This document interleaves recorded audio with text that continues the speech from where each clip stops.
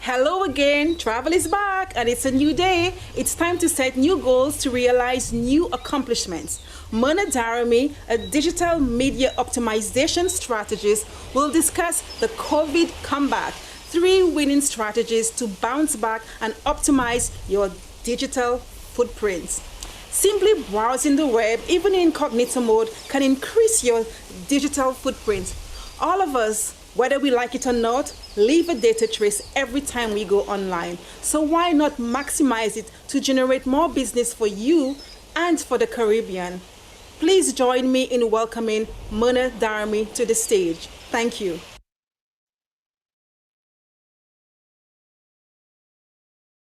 Good morning, everyone. I am so excited and honored to be here for the first inaugural Caribbean Virtual Travel Expo. Without further ado, let's jump in and get started. So this morning, we're going to have a session talking about having a COVID comeback. 3 winning strategies to bounce back and optimize your digital footprint, especially in the digital space that we live in today. Before we actually get into the meat and the content of this session, I do want to get further acquainted and just share a little bit about myself. First things first, I am a proud first generation of Haitian and Dominican parents, so you can only imagine how excited I am to be with you guys this morning at this inaugural Caribbean Travel Expo. In terms of being a reality TV watcher, I hate to admit it, but I do catch up on the weekends for all the reality TV that I missed throughout the week. Culinarily gifted, not so much, and I humbly can admit it.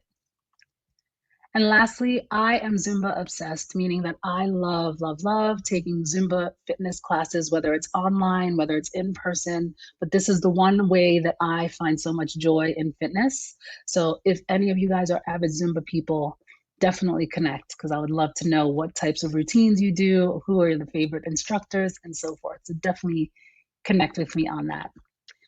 But on a professional level, I've had a love affair with optimization for over a decade.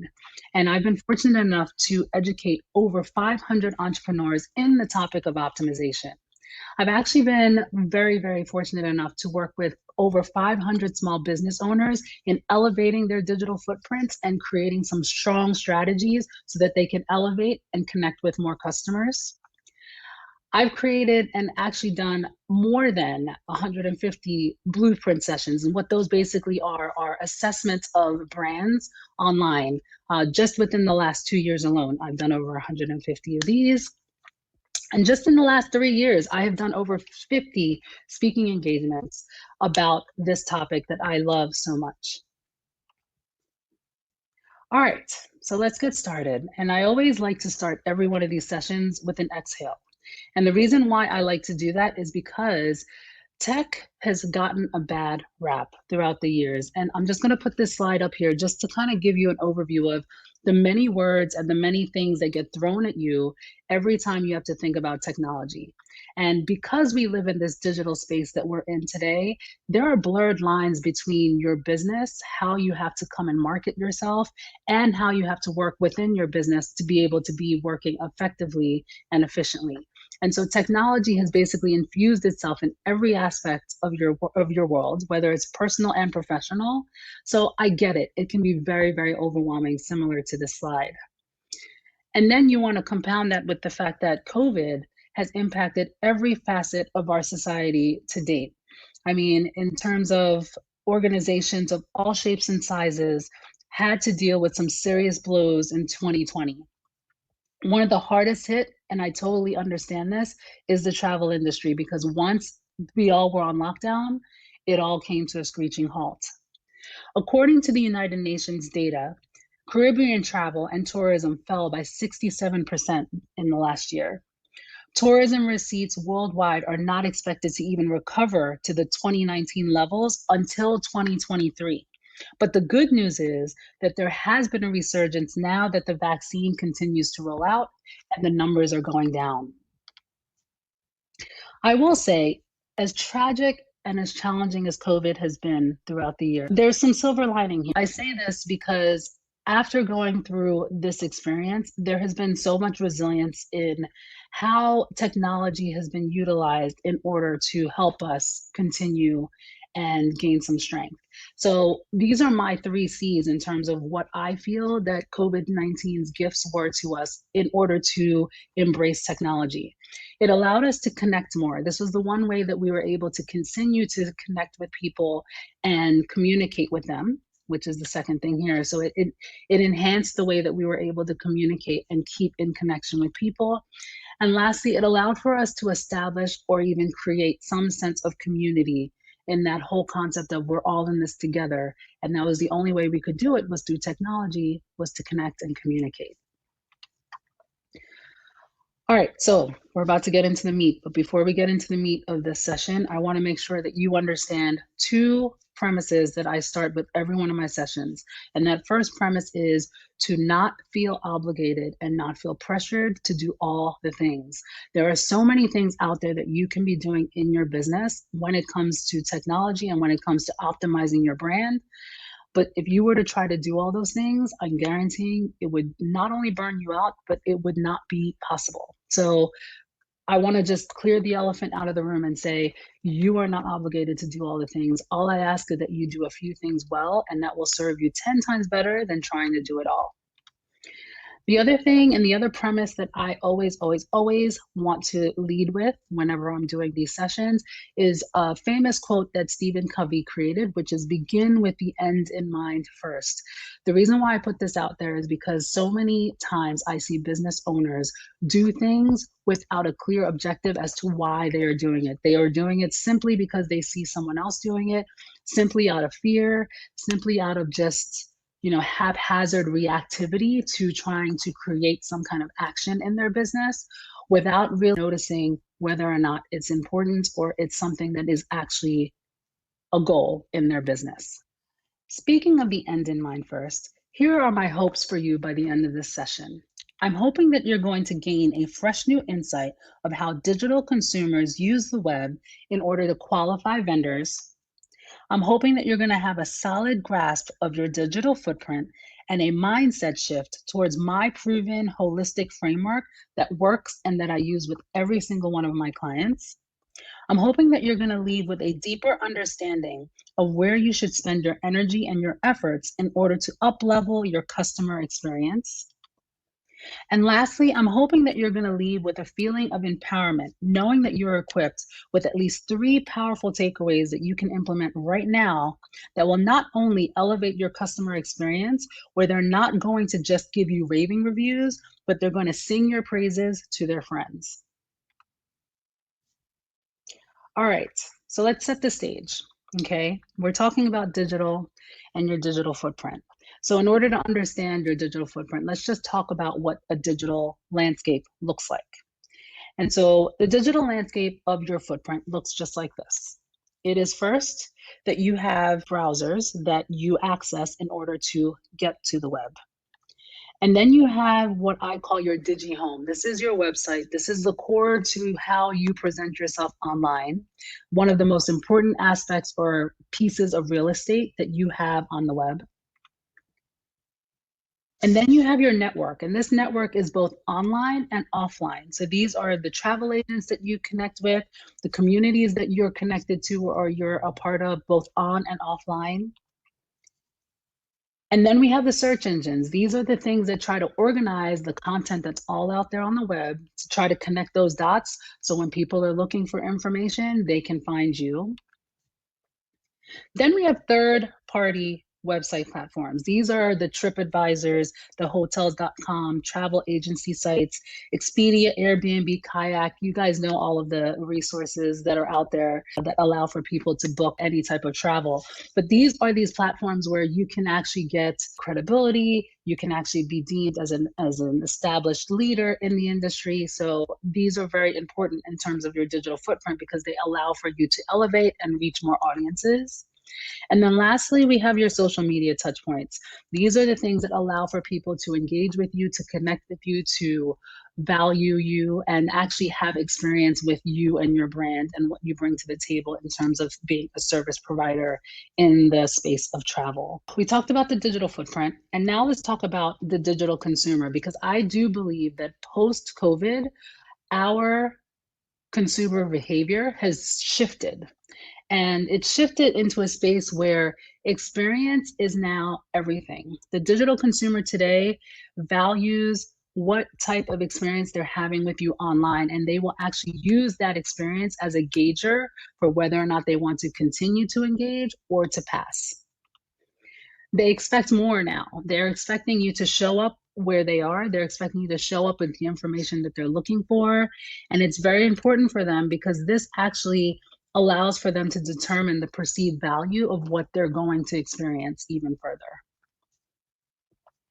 There are now blurred lines between product, service, and experience, meaning that even if the end goal is the travel that they're going to reach their destination, they are looking at the whole entire process and the whole entire experience as the product now. So it's something that I think people need to be very mindful of, especially with service-oriented businesses, because this is something that consumers don't have the ability to separate the two anymore because they're looking at it from beginning to end and the whole entire experience. There's no order to the buyer's journey. This is another big one. I feel like they go back and forth. There's no linear or line of first they do this and then I give them this and vice versa. It is literally a free-for-all in terms of how they are going to navigate their experience in converting from a prospect to an actual customer. And this is one of the biggest things I think people need to understand. The sales process now is beginning even before the inquiry. So people are literally cyber stalking you and behind the scenes doing their research before they actually fill out any inquiry form or actually provide any information to you for you to then try to provide them value. So I think it's a big understanding that people need to be familiar with in this day and age because you are selling the moment you're online. So here's what the digital consumer expects from you now. They expect you to know them. They expect you to provide them the right content at the right time. The travel industry realizes that people are itching for leisure travel. I mean, I've been reading a lot of studies about this where travel and tourism boards are understanding that leisure travel is going to be the way to bring this industry back. So in terms of providing them information, you're going to need to show up and show them information on how these accommodations can provide amazing leisure experiences. And then you also have to think about still coming out of this pandemic, safety and the wellness of travel is very important to them. So having COVID-19 safety regulations on hand and readily available at all times and promoting it throughout your channels is extremely important. They're looking for self-guided and self-selection options. No longer do they necessarily want to be handheld throughout every single process. They want to kind of come to the deduction process or go through that deduction process on their own. So the best way that you can meet them where they are is to provide them options so that you don't necessarily have to handhold them, but they can actually be forthcoming in taking the next step towards booking a potential travel. Interaction and engagement is very important. So showcasing the attractions, the amenities of any of the locations, trying to connect with them through images, videos, articles, downloadables, guides, digital maps, virtual reality to show them the room, and even having lists like things to do, things to get. And that type of information is so important because they are expecting it at this point. Another big one that I think people need to realize is that they are looking for personalized experiences, not marketing experiences. So if there's a way where you can provide them an experience where they can sign up for a segmented list and receive only information that they're looking for, if there's a way that you can actually provide them just content is geared towards the stuff that they're interested in, that is going to serve you tenfold in the long run, as opposed to just providing a plethora of content or a plethora of information out there. They're also looking for hassle-free digital experiences. So responsive web design, meaning that when I'm on your desktop or when I'm on my desktop, I have a wonderful experience. But then when I get to my mobile device, I'm also having a mobile experience as well. Fast results If a website is slow or if you're not able to be very responsive in giving answers, that's going to be a hindrance to a digital consumer. Booking automation is a big one through APIs. And I know in the travel industry, APIs and channel marketing has been a new niche that has really, really taken off and allowed for the travel industry really to become more seamless. But they are looking for these hassle-free digital experiences where they don't have to deal with an error or something being too slow or not getting a response in time. All right, so we talked about what the digital consumer expects. We talked about how they think right now and what they're looking for. So now let's talk about the travel stages of a digital tourist, because there are 5 stages, and throughout every one of these stages, there is a digital component attached to it. So for example, stage 1, when they are dreaming of their experience, they are online, they are searching, they're on social media, they are literally just creating this potential dream of what the experience of travel could be like for them. Then they're looking to discover. This is when they're kind of in that next stage of, okay, I think I've honed in on where or what type of vacation I want to have or what type of travel I want to experience. Now they're actually starting to, engage a little bit more, ask more questions. Maybe they'll sign up for an email list of some sort so that they can get more information. This is where the engagement and the interaction may start to happen. Then we're at stage 3 where they're actually booking with you. And so the digital tourists will use online tools that will allow for them to make reservations very easily and purchase excursion options on the whim. Because at this point, they're actually making decisions of what they may want to do while they are planning their travel experience. And then we have them actually traveling. This is the time, stage 4, when they are actually at the physical location and enjoying their travel experience. But what's really interesting about the experiencing stage is there's a whole slew of digital transactions happening here. They are still probably in the planning phase, so looking up for things online to do. They may not have had every single excursion planned out. They are purchasing items. They are sharing this experience online through social media and with their friends. They're getting inspired while they're there, so that's going to allow for them to actually want to have more experiences, and they are enjoying themselves. So it's one of those things where in this stage, there's still a lot of digital interaction and engagement happening. And then lastly, you have when they return home, they're still sharing their experiences. They are now at the point where if the experience was amazing beginning to end, they are sharing these experiences on reviews, and they're also sharing it with their friends and family to hopefully provide insight on future travel experiences that others can have as well.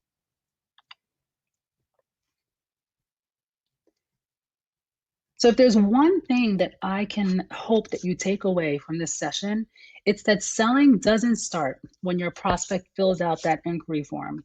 It actually begins when they start dreaming.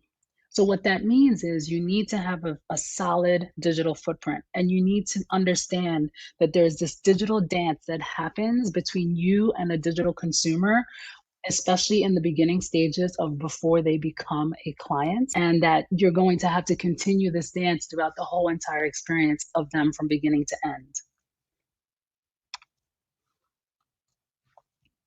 So in order to do that, because that sounds a little overwhelming, right? You have to adopt a holistic approach.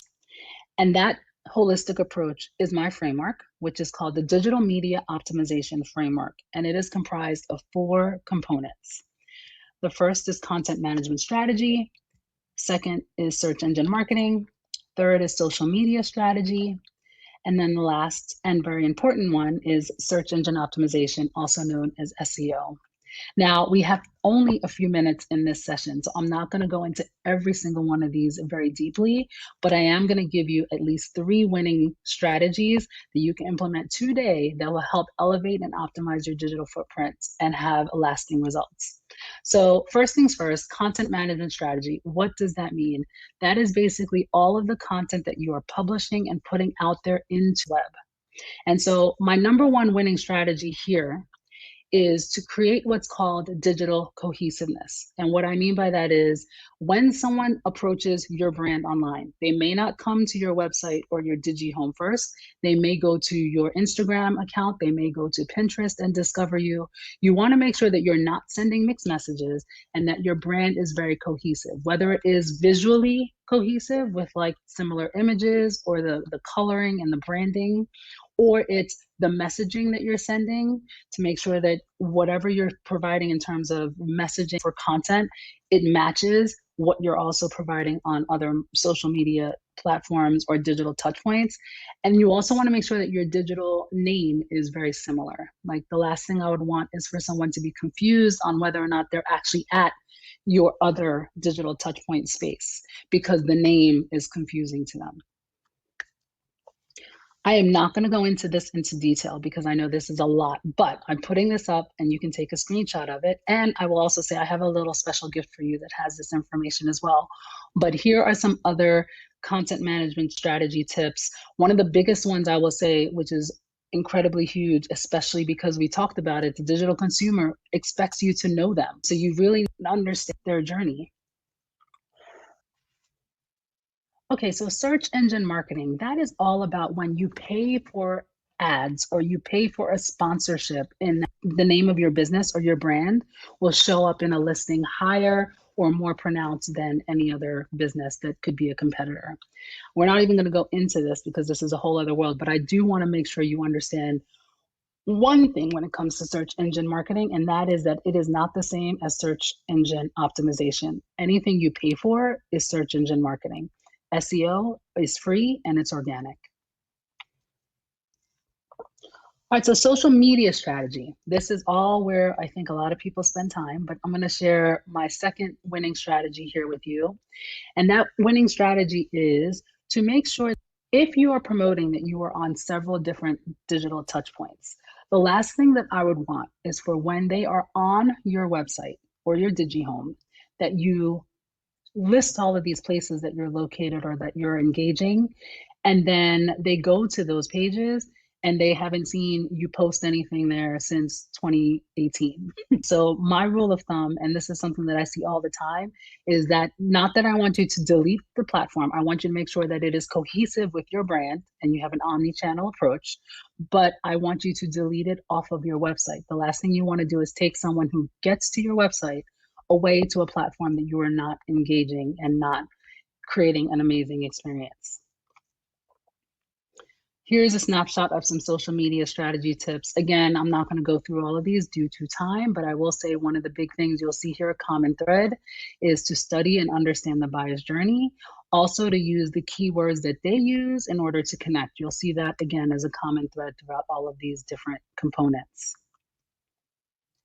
Now we have search engine optimization, and we're going to dive in just a little bit about this because I feel like this is the one area where I know a lot of businesses tend to struggle. And so I wanted to make sure I could kind of just level the playing field and provide some insight here.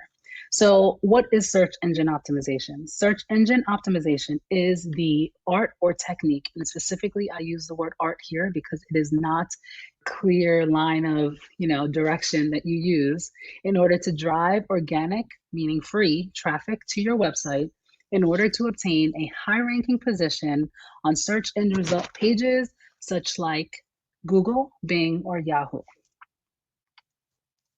Now, what is a search engine result page? That is when you actually go to Google and it comes up with all the results. And the way that this pretty much lays out is anything that happens on the left are some URL listing. On the right-hand side is considered what's called a knowledge panel. This is where you may see like a Wikipedia profile come up, or you may even see Google My Business profiles show up. And then you have what's called Twitter cards or YouTube cards. So if any of you have YouTube videos that you promote and engage with your potential clients on, they may show up similar to here where they're actually taking up more real estate and it's actually looking more like a card than an actual list. So my winning strategy, and this is my last and third, even though I knew there was a lot of tips in here, but these are the ones that I feel like if you were to do this, start small and then gain for the other ones. My winning strategy is to make sure that you have a Google My Business profile. The reason why this is very important specifically for the travel industry is because it is very based off of location. And what Google has done specifically in the last couple of years is they actually boost local rankings higher than they would some of the bigger businesses out there. Now, granted, I'm not saying that you may surpass the big like Expedia, but if someone is looking from a local or geolocation standpoint, you're actually going to get some love from Google so that your content can show up higher than someone else's. It also, and this is what I was talking about, ranks local businesses above big companies. It makes it easier for people to discover you, provides quick CTAs, like you can have some questions in there and quick answers. So this is a great space where people may not even get to your website, but they'll be able to see enough information here that they may want to take the next step, which I think is great. The other plus is that it allows for you to have testimonials and reviews right there. And then the big one, which I think people always miss, is that it's free. This is like free advertising and free marketing. The posts are even searchable. So I don't know if you guys are familiar with Google My Business enough to know that you actually can post here similar as you can on any other social media platform like Instagram or Pinterest. So these posts, as opposed to the ones that happen in Instagram or on Facebook, when somebody's searching on Google, these posts actually can show up on a search result, whereas an Instagram post or a Facebook post will not. And the other thing I love about this is you can track the metrics. Google is great at providing you monthly updates as to whether or not people are viewing the content that you've put out there in terms of posts with your Google My Business profile. They will let you know if people have called you from clicking on any of the information here. So it's a great tool in order to really leverage and up-level your business. So I'm not even going to go into this because I can do a whole session on SEO itself, but I want you to take a snapshot of this. And again, like I said, I have a special gift for you that you can download, which will have all of this information on it. But in the event, you can take a quick snapshot. These are my top SEO tips that I usually provide all of my clients. So now it's time for us to go into the Q&A session. But before we do that, I do want to thank you for including me for being a part of this inaugural virtual Caribbean Expo. I also want to say a special thank you to the travel advisors selling the Caribbean and to our sponsor, the No Such Bay Resort Antigua.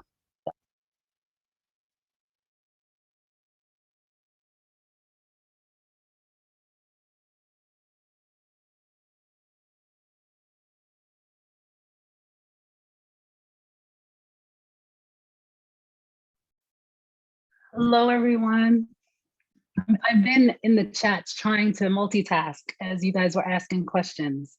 And then I wanted to also make sure I put this in here as well, just so you guys have it, because I have a personal website page for you where you can actually download a lot of the information that you saw, because I know I threw a lot of information at you, but I was like, I have 30 minutes, well, actually 25, to try to make this work and try to provide as much insight as possible. So feel free to download this. It actually has pretty much all of the recap of some of the elements in here as to what you should do. I saw there were some questions too, and just to recap, and I see that, oh, there's more questions in here about Google My Business, which I highly suggest as a booster to your business. One, that you can actually start creating updates on the fly. I think Michelle had asked a wonderful question about where she should be posting updates, and Google My Business is amazing for this. One, because it allows for people to search for those updates, and two, Google is actually looking for COVID-19 information. So that anything that you post on that will probably be elevated and probably more seen and more visible. All right, so let's see. I'm going to go through some of the questions here. I know we only have like 1 or 2 minutes, so let's see. Just a few minutes, Myrna. Thank you. I just want to just slide this in. Thank you so much for that presentation. I am 100% sure that we are all rearing to fix our digi homes now after listening to this session. It was wonderful, informative, and I know we're all rearing to go. Just a reminder, of course, that your session was sponsored by the Non Such Bay on the beautiful island of Antigua. Everyone can look into that. I know you answered a few questions that were online, and they were great. They managed to cover a few things. There was one question about, I'm just going to ask you about the blurred lines that you referred to. Yes. Between the product, service, and experience. I think that was a great observation as to how we're conducting our business now. But how do we best address this? How is this something we embrace, accept, or is there a formula to approaching it? The best way to do it is to embrace it, in that you pretty much have to provide options to people, prospects, and also your customers. So the more access you give them to information, the more ease you make it so that when they ask questions, you can easily and quickly respond, the better. Because people are going to be in all different stages of their, journey of, do I book this trip? Do I want to go here? So you providing them a plethora of information when they want it is going to be the best thing. So this is where I say you're going to have to diversify and say, okay, I have to post something on social media. Where am I going to spend my time? What's going to give me the most bang for my buck? And really start to just provide little nuggets all across all your touch points. That's going to be the best way to really accommodate for this blurred line that's happening right now. Okay, well, we're gonna wrap up. Is there anything, any nugget? Is there anything else? Not that we've taken all your nuggets, but in summation, is there anything you'd like to leave our attendees with? I would just say, again, don't feel obligated to do all the things. Like, really focus on one thing at a time. Really focus on why you're doing it, as opposed to just doing it because you see everybody else doing it. And that will serve you tenfold more than you trying to do all the things. I would say that's like my biggest, really, really just hone in on, stay focused. I'm loving all these questions. And if you guys do have questions, email me or send me a direct message, and I will try to answer some of these that we didn't get to. Oh, thank you so much, Myrna. I'm sure you'll be flooded with questions. I mean, we could see already that we're thirsty out here. we want that information. And now we're gonna go and do some renovations on our digital homes. Based on what you said, I think we all may need a tweak here or there. Thank you so much again for attending. You're Thank very you so welcome. much. We've enjoyed it. You've been informative. And I know that our attendees have learned a lot. Thank you so much. See you later. You're very welcome. Guys, enjoy yourselves. All righty. Bye.